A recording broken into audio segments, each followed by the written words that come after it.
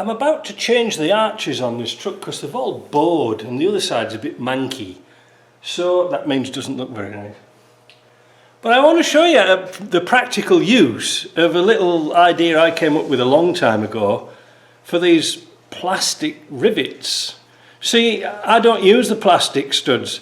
This is a number 6 screw, 25mm long.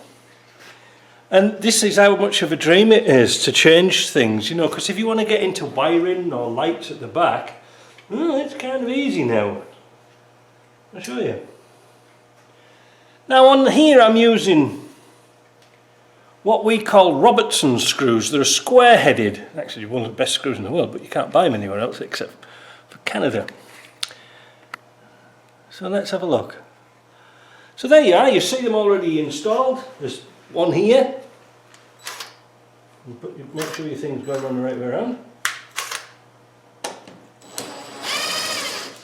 Go like that. Pull it out. Look at that, did you see that? Wait a minute, I'll do another one because I was too zoomed in. Let's have a look at this one.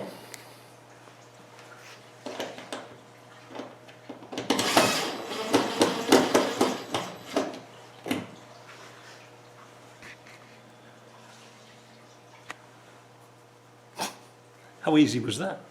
Look, you see. Now when you want to put them back in again, piece of urine, you know, and these are stainless steel as well, so try it. You'll like it, because it means you can reuse all the old you know, plastic rivets, but make them really practical. You know, you can change this in seconds now instead of messing about.